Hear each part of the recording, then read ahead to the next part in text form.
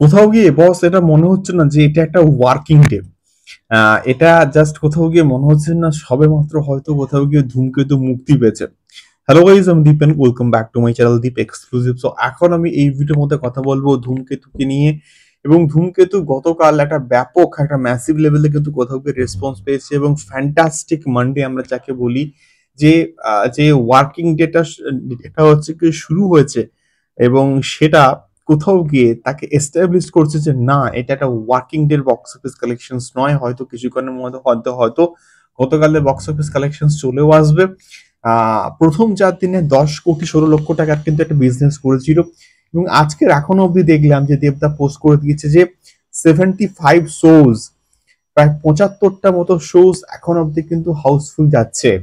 মানে সকাল অবধি দেখছিলাম যে ভাস্বতী ঘোষ কিন্তু পোস্ট করে দিয়েছে যে এই ওয়ার্কিং ডেতে এই রকম রেসপন্স, এই রকমের ফ্যাবুলাস একটা রেসপন্স যেটা আনএক্সপেক্টেড, সেই রেসপন্সটার জন্য কিন্তু কোথাও গিয়ে মানুষ স্টার বল মধ্যমগ্রাম বলি বা বিভিন্ন জায়গায় লেট নাইট শো, সেগুলো ভালো একটা রেসপন্স পাচ্ছি। এবং এটা আশা করা হচ্ছে যে হয়তো কামিং যে উইকেন্ডটা আসছে, ফ্রাইডে স্যাটারডে এবং সানডে, তার মধ্যে হয়তো আরো একবার জাম্প নিতে পারে কোথাও গিয়ে ধূমকেতু, এবং আরো একবার হয়তো আমরা 2 কোটি 2.5 কোটির একটা ফিগার পার ডে একটা এক্সপেক্ট করতে পারি।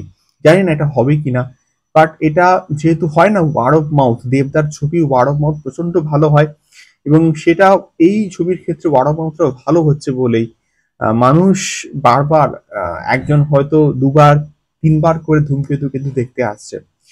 তো এই হচ্ছে মেনলি বিষয়পত্র। দেখা যাক প্রথম একটা ফার্স্টেস্ট 10 কারোর্স তো অবশ্যই হয়ে গেছে, মানে দ্রুততম কিন্তু কোথাও গিয়ে 10 কোটির একটা কালেকশন কিন্তু হয়ে গেছে।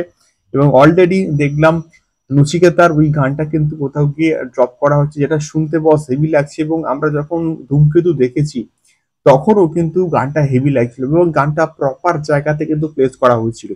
এবং এখানেও কিন্তু গানটা বস শুনতে হেভি লাগছে, দুর্দান্ত কিন্তু লাগছে গানটা শুনতে। এবং নচিকেতা এবং দেবদার কম্বিনেশন আমরা চ্যালেঞ্জেও কিন্তু পেয়েছিলাম। তো সেই একটা নস্টালজিয়া এখানে এখানে ভরপুর নস্টালজিয়া কিন্তু কোথাও গিয়ে কাজ করছে। এবং এই এতগুলো নস্টালজিয়া ফ্লেভার, তার জন্য কিন্তু কোথাও গিয়ে ধূমকেতু এত ভালো একটা রেসপন্স পাচ্ছে অডিয়েন্সের কাছ থেকে। তো তোমরা অবশ্যই গানটা শোনো এবং ধূমকেতুর অ্যাডভান্স বুকিং মারাত্মক লেভেলে হচ্ছে। এবং আমি শিওর ধূমকেতু 20 থেকে 25 কোটির তো একটা বক্স অফিস কালেকশন করবেই করবে, যদি এটা অ্যাটলিস্ট পুজো অব্দি চলে। তোমাদের কি মতামত অবশ্যই কমেন্ট করো। দেখা হচ্ছে পরবর্তী ভিডিওতে। টাটা।